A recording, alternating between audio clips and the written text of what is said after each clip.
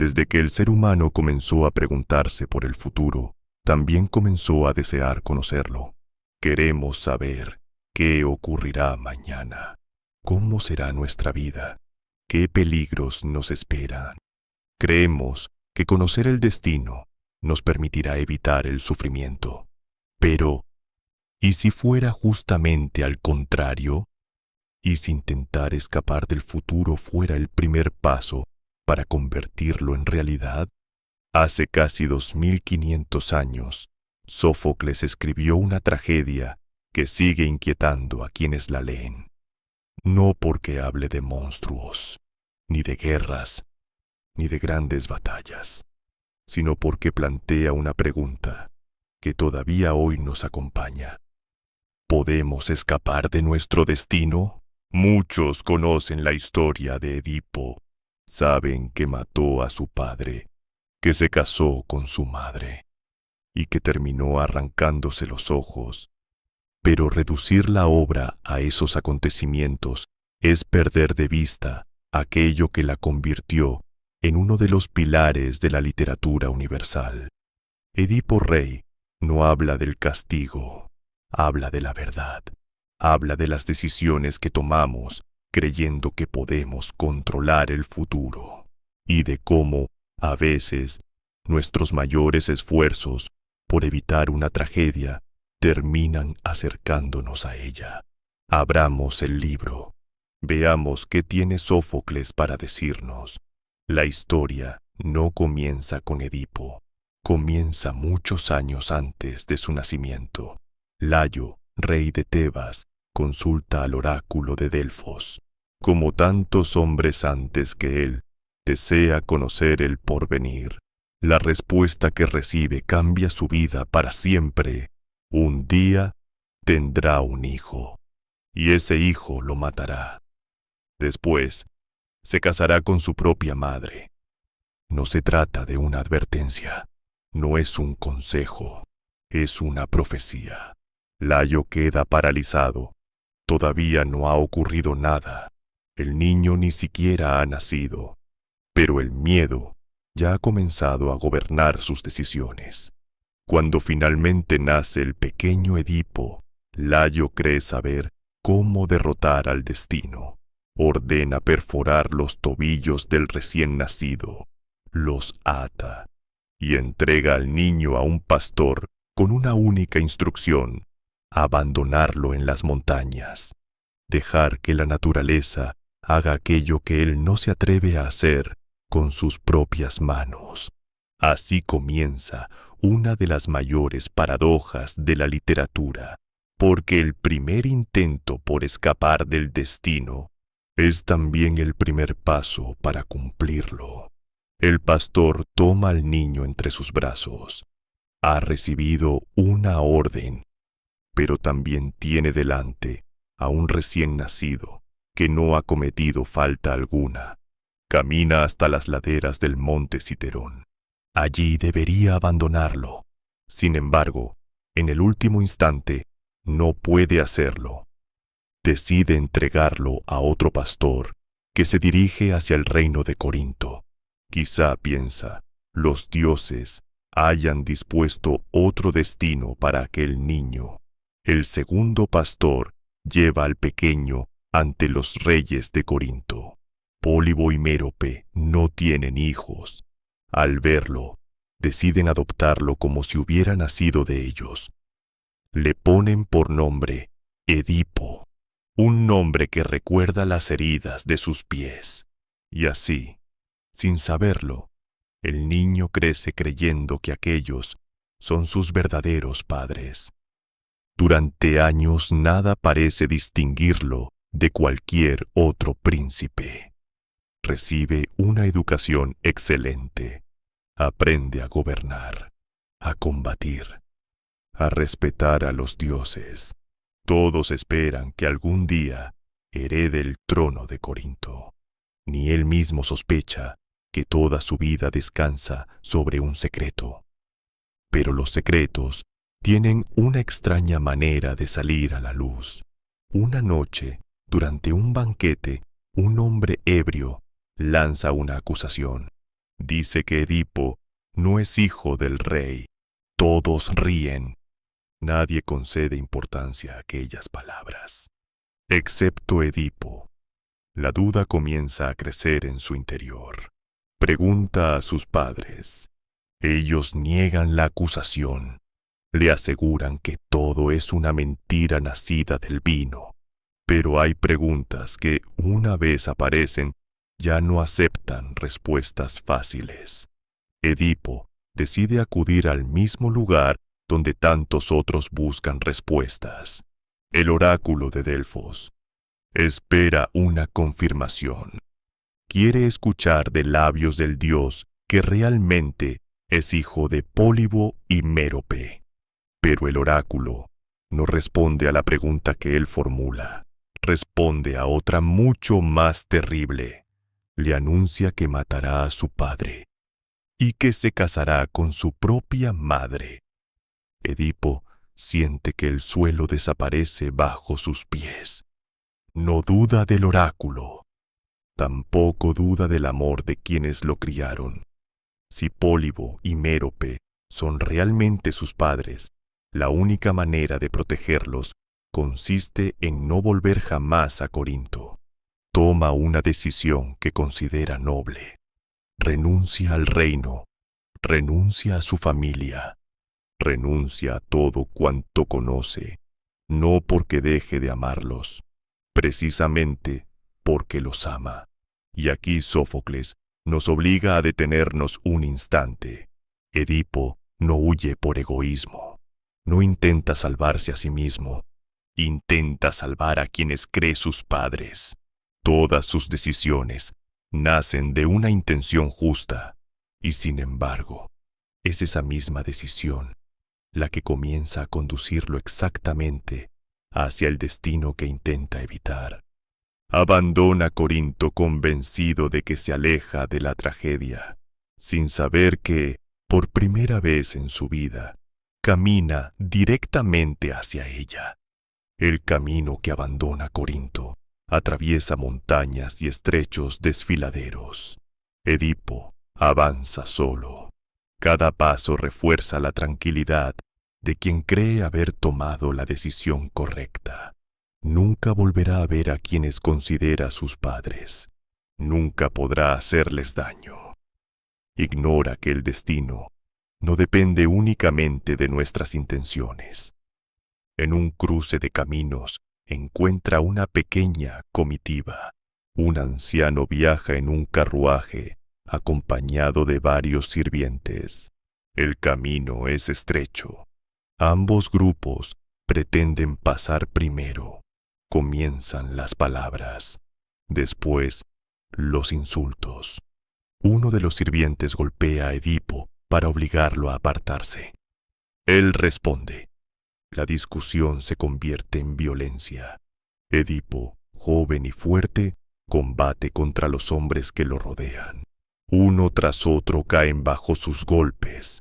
Finalmente también muere el anciano que viajaba en el carruaje. Solo un sirviente consigue escapar. Edipo continúa su camino. Nunca pregunta quién era aquel hombre. Lo considera un desafortunado enfrentamiento provocado por el orgullo de ambos. Pero el espectador ya conoce una verdad que él ignora. El anciano era Layo, rey de Tebas, su verdadero padre. La profecía acaba de comenzar a cumplirse, y Edipo sigue creyendo que se está alejando de ella.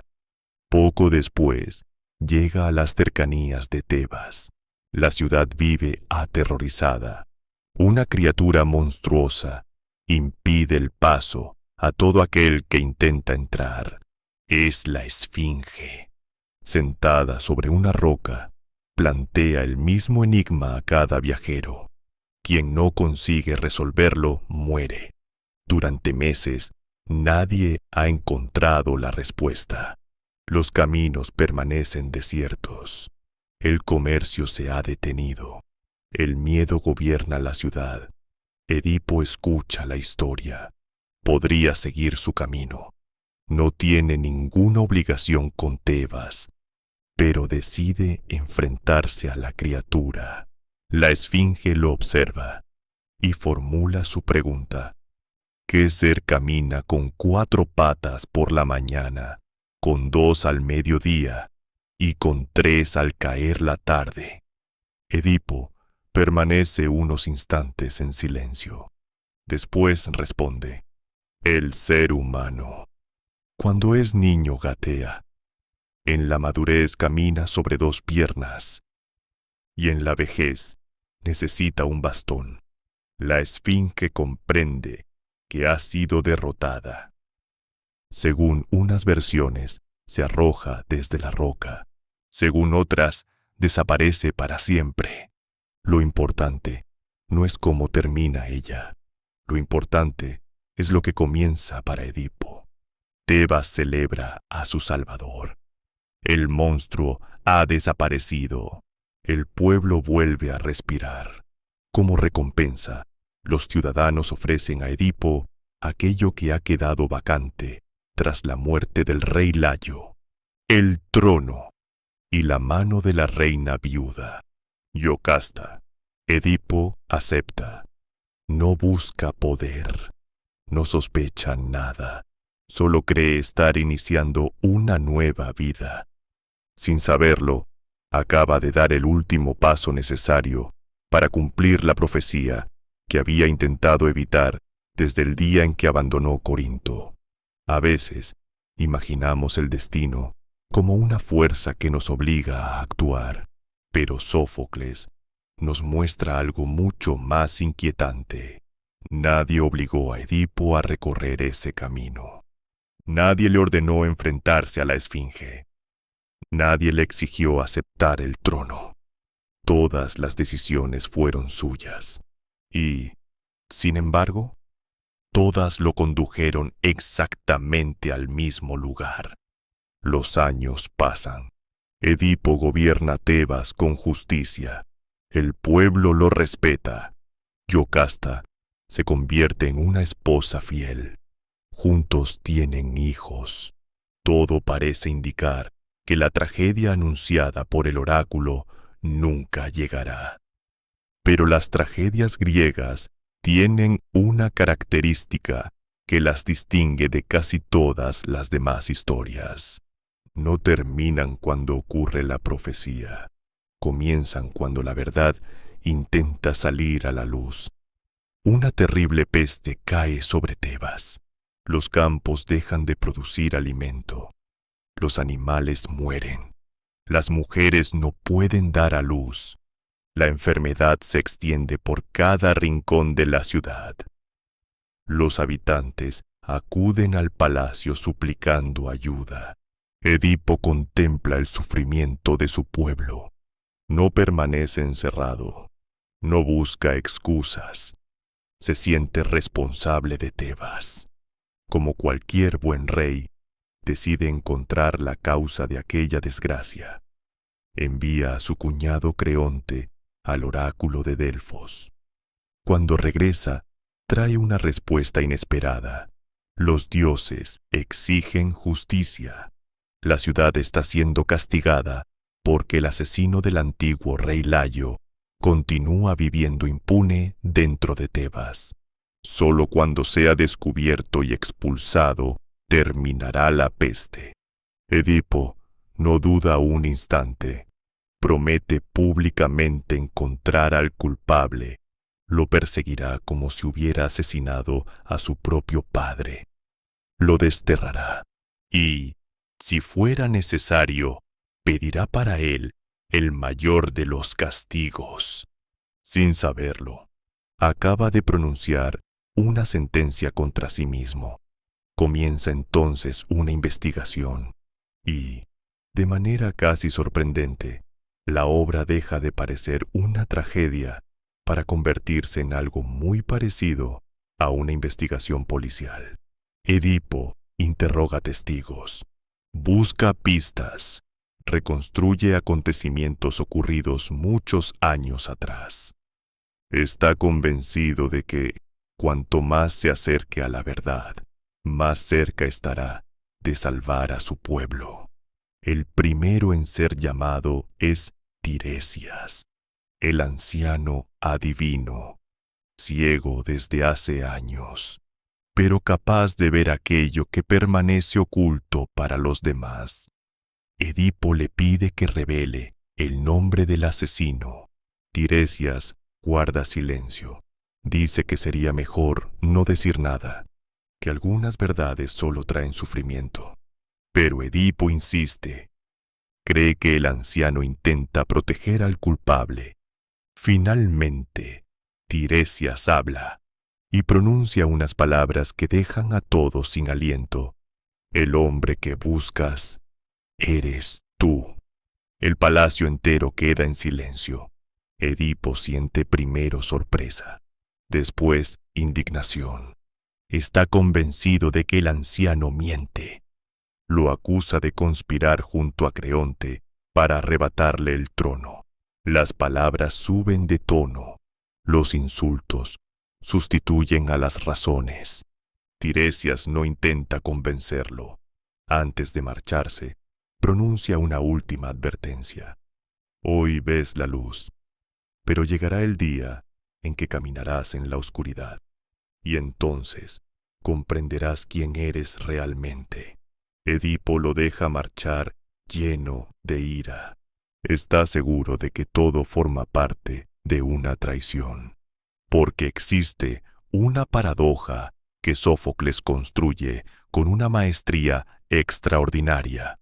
El único hombre que puede ver la verdad es el único que no tiene ojos, y quien posee vista es incapaz de reconocer aquello que tiene delante. Creonte comparece ante Edipo para defenderse. Niega haber organizado ninguna conspiración. Le recuerda que ya disfruta de todos los privilegios de la realeza, sin cargar con el peso del gobierno. ¿Por qué habría de arriesgarlo todo para ocupar un trono que nunca ha deseado? Pero Edipo ya no escucha razones.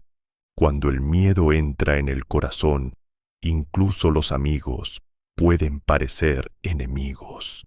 Solo la intervención de Yocasta consigue evitar una tragedia mayor. La reina intenta tranquilizar a su esposo. Le pide que no conceda tanta importancia a las profecías. Y para demostrarlo, le cuenta un episodio de su pasado. Muchos años atrás, un oráculo anunció que su hijo mataría a Layo, pero aquello nunca ocurrió. El niño fue abandonado en las montañas. Y Layo murió mucho tiempo después a manos de unos bandidos en un cruce de caminos. Por tanto, concluye Yocasta, las profecías no siempre se cumplen. Al escuchar aquellas últimas palabras, Edipo siente un escalofrío, un cruce de caminos. La expresión resuena en su memoria. Pregunta con calma dónde ocurrió. Pregunta cuántos hombres acompañaban al rey. Pregunta cómo era Layo. Cada respuesta hace crecer una inquietud que ya no puede controlar. Por primera vez empieza a sospechar que el desconocido con quien luchó años atrás podría haber sido el rey de Tebas. Sin embargo, todavía queda una esperanza. Yocasta ha dicho que varios hombres atacaron el carruaje. Edipo recuerda haber luchado contra varios sirvientes. Si el único superviviente confirma esa versión, él será inocente. Ordena traer inmediatamente al pastor que escapó con vida. Mientras esperan su llegada, un nuevo mensajero entra en el palacio. Viene desde Corinto. Trae noticias del rey Pólibo. Ha muerto. Edipo permanece inmóvil. Después, respira profundamente. Durante años había vivido aterrorizado por la idea de matarlo. Ahora Pólibo ha fallecido de muerte natural. La primera parte de la profecía parece haberse desvanecido. Con una mezcla de alivio y tristeza, dice que jamás levantó la mano contra el hombre que creyó su padre. Pero el mensajero sonríe, no comprende el motivo de tanta preocupación y, casi sin darle importancia, pronuncia una frase que cambia definitivamente el rumbo de la historia. No era tu verdadero padre. Edipo lo mira sorprendido. El anciano continúa hablando. Muchos años atrás, recibió un niño de manos de un pastor tebano. Aquel niño tenía los tobillos atravesados. Él mismo lo entregó a Pólibo y Mérope para que lo criaran como hijo suyo. El silencio vuelve a apoderarse del palacio. Yocasta comprende la verdad antes que nadie. Todas las piezas encajan de golpe. El niño abandonado, la profecía, el cruce de caminos, la muerte de Layo. Mira a Edipo con desesperación. Le suplica que deje de investigar, que no haga más preguntas, que permita que el pasado permanezca enterrado. Pero Edipo ya no puede detenerse. Ha dedicado toda su vida a buscar la verdad y ahora está convencido de que solo un testimonio más separa la duda de la certeza. Sin saberlo, está a punto de descubrir aquello que habría sido más feliz ignorando. Finalmente, llega el anciano pastor. Los años han encorvado su espalda. Su cabello es completamente blanco. Pero Edipo reconoce inmediatamente que se trata del hombre que sobrevivió al ataque en el cruce de caminos. Comienza a hacerle preguntas. El pastor responde con cautela. Parece incómodo, como si comprendiera que cada palabra puede conducir a una desgracia. Entonces, interviene el mensajero, llegado desde Corinto. Lo reconoce. Recuerda perfectamente haber recibido de sus manos a un niño con los pies atravesados. Le pregunta si aquel niño procedía de la casa de Layo. El anciano intenta guardar silencio. Suplica que dejen el pasado donde está. Pero Edipo insiste. Ya no busca culpables. Busca la verdad, aunque esa verdad pueda destruirlo.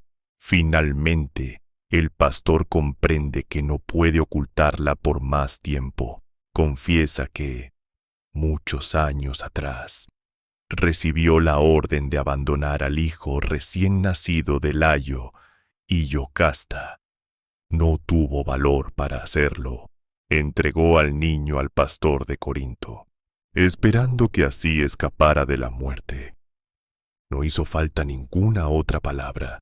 Toda la verdad apareció de golpe. Edipo comprendió quién era. Comprendió que el hombre muerto en el cruce de caminos era Layo, su verdadero padre. Comprendió que la mujer con la que había compartido tantos años de matrimonio era Yocasta, su verdadera madre. Comprendió que los hijos nacidos de aquella unión eran, al mismo tiempo, sus hijos y sus hermanos. Y comprendió también la ironía más cruel de toda la tragedia. Todo aquello ocurrió precisamente porque había intentado impedirlo. Si hubiera permanecido en Corinto, nunca habría encontrado a Layo, nunca habría llegado a Tebas, nunca habría resuelto el enigma de la Esfinge, nunca habría ocupado el trono. Cada decisión que creyó tomar para escapar del destino lo había acercado un paso más a él. Mientras Edipo permanecía inmóvil, incapaz de pronunciar una sola palabra, Yocasta abandonó el salón. Ya no quedaba esperanza, ya no quedaba explicación posible. Entró en sus habitaciones, y allí, consumida por el horror y la vergüenza, puso fin a su propia vida. Cuando Edipo comprendió lo ocurrido, corrió hasta ella. La encontró sin vida. durante largos instantes, permaneció junto al cuerpo de la mujer que había amado, y que ahora sabía que también había sido su madre. Entonces levantó la mirada. En las vestiduras de Yocasta brillaban unos largos broches de oro. Los arrancó, y con ellos se hirió los ojos.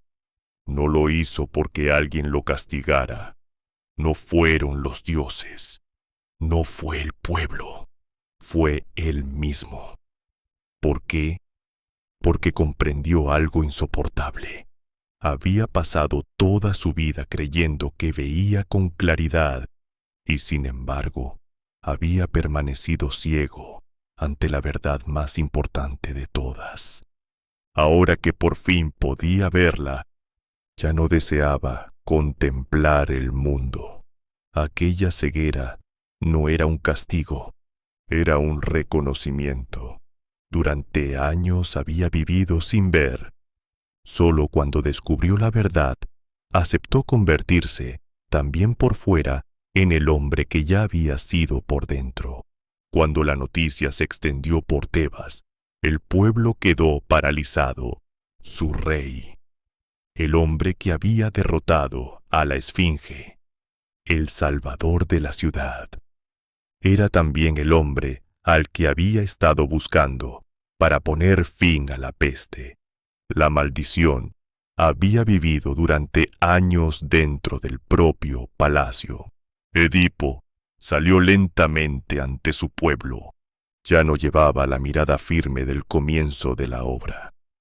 Ahora avanzaba, guiándose con dificultad. No pidió que lo defendieran. No buscó culpables. No intentó justificar sus actos. Sabía que nunca había deseado cometer aquellos crímenes, pero también comprendía que habían ocurrido y que un rey debía asumir las consecuencias de sus propios actos, incluso cuando éstos habían sido ignorados. Pidió a Creonte que cumpliera la promesa que él mismo había pronunciado al comienzo de la historia. El asesino de Layo debía abandonar Tebas. Ahora, ese hombre era él. Antes de partir, pidió un último favor. Quiso despedirse de sus hijas, Antígona e Ismene. Las abrazó con una ternura que contrasta con toda la tragedia anterior. No llora por sí mismo, llora por ellas, porque sabe que cargarán para siempre con una historia que nunca eligieron. Les pide que no sean juzgadas por los errores de su padre, que alguien las proteja cuando él ya no esté. Es uno de los momentos más profundamente humanos de toda la obra, porque Edipo deja de ser el rey, deja de ser el héroe, incluso deja de ser el protagonista de una profecía. Solo queda un padre preocupado por el futuro de sus hijas. Finalmente abandona Tebas, no como un rey derrotado, sino como un hombre que ha decidido aceptar la verdad completa sobre su vida. Y quizá sea ahí donde Sófocles termina de sorprendernos, porque la verdadera tragedia nunca fue la profecía. La verdadera tragedia fue creer que el ser humano podía dominar aquello que no comprendía. Toda la obra parece invitarnos a una reflexión incómoda. Si Layo no hubiera intentado matar a su hijo, ¿habría ocurrido todo aquello? Si Edipo no hubiera huido de Corinto, ¿habría encontrado a Layo en el camino? Nunca lo sabremos, pero Sófocles parece decirnos que el miedo puede convertirse en el arquitecto de nuestro propio destino.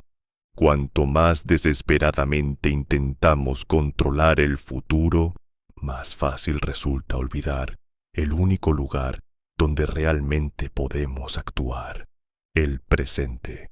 Quizá por eso Edipo Rey sigue conmoviendo a lectores después de casi 2500 años. No porque todos temamos una profecía, sino porque todos conocemos la tentación de querer controlar aquello que todavía no ha sucedido. Y, sin darnos cuenta, dejamos que ese miedo gobierne nuestras decisiones. Edipo no fue destruido por conocer la verdad. Fue destruido por haber vivido demasiado tiempo sin verla. Y cuando finalmente la encontró, aceptó pagar el precio que exigía, porque hay verdades que duelen. Pero vivir lejos de ellas puede costarnos mucho más. Cerremos el libro, pero no la conversación.